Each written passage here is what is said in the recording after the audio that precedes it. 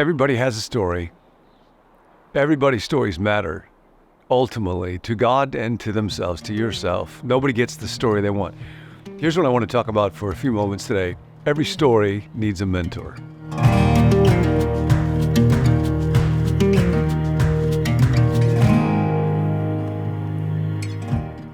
As you probably know, that word mentor actually comes from the great original story in the ancient Greek culture of the Odyssey, where Ulysses has to go off to fight in a war and then travel for years. Has to. Let's face it, the man wanted to. He got out of having to be a parent. He was out having a good time being a hero, left his wife with everything. Anyway, he puts his young son, Telemachus, in the charge of an older, wiser man who is a trusted advisor and a good friend, and that character's name was Mentor. That's where we get the word. And throughout history, think of Socrates and Plato's, or Haydn and Beethoven. In supreme, although in different ways, of course, Jesus and his disciples, he is our mentor. He is more than that. He is our Savior. He is our Lord. He's the one that directs us. He's our friend. He's our God. But he is a mentor. I was thinking about this and stories. So often in stories, there's a Yoda-like character who's a guide. In The Great Divorce, C.S. Lewis is being guided by George MacDonald. George MacDonald was the author that Lewis read when he was converted to Christianity. MacDonald was an important mentor to Lewis, even though they never met. We can have mentors who lived before us.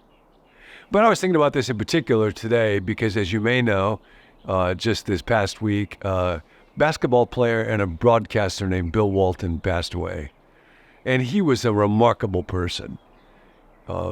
After his basketball career, he went into broadcasting. Part of what's remarkable about that is that he was a stutterer. So he said he was extremely shy and reserved when he was growing up. When he was 28, he said, I learned how to talk, and that became my greatest accomplishment and everybody else's greatest nightmare. If you ever heard him, the man's enthusiasm for life, his joy, his vivacious spirit, he could not shut up.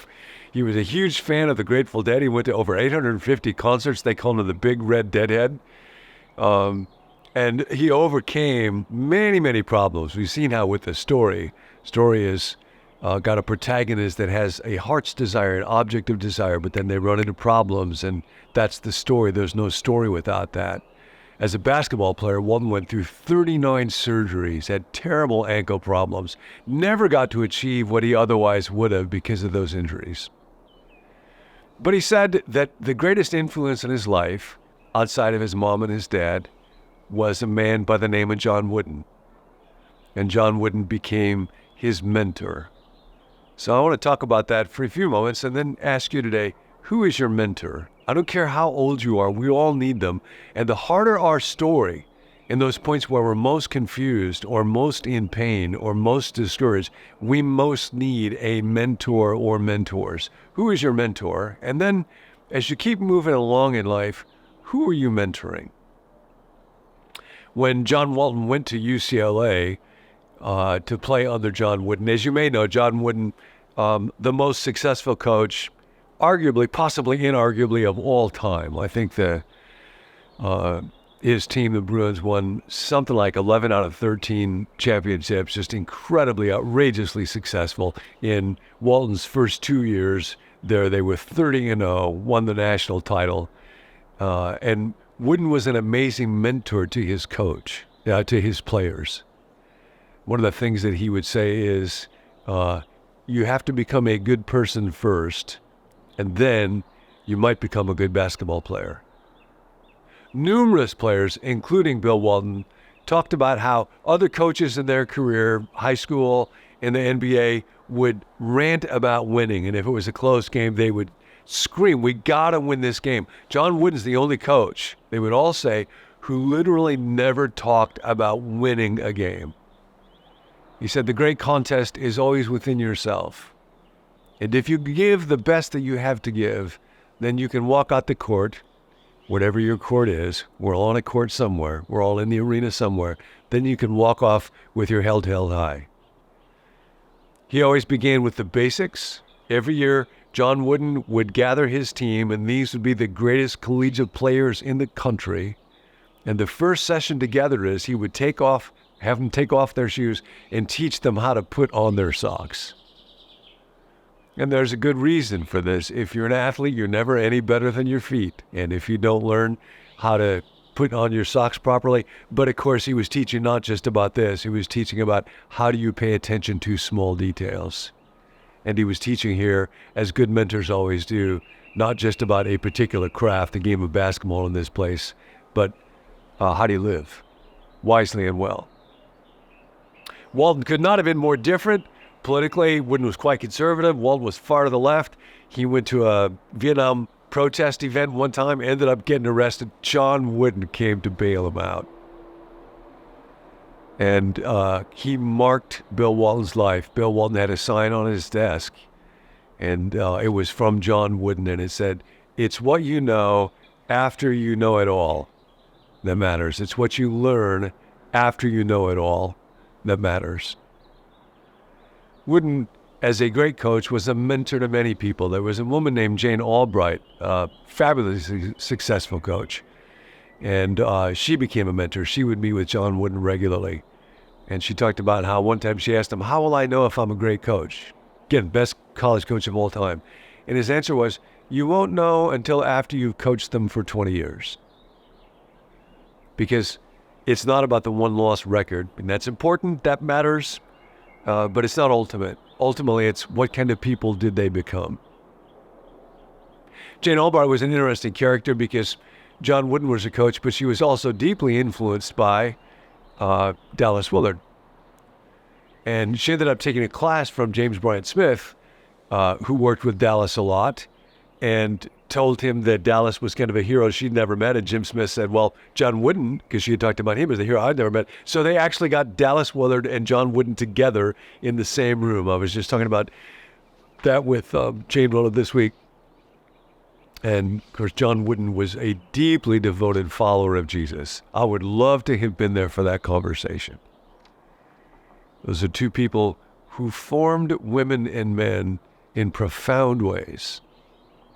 So now the question is, who's mentoring you?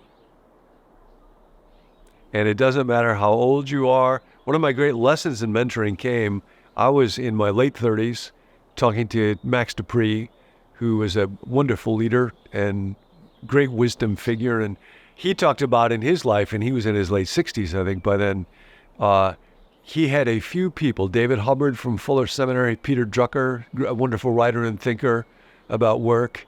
And he would have a series of questions, thoughts to talk about them with, and then once a month they would have a conversation.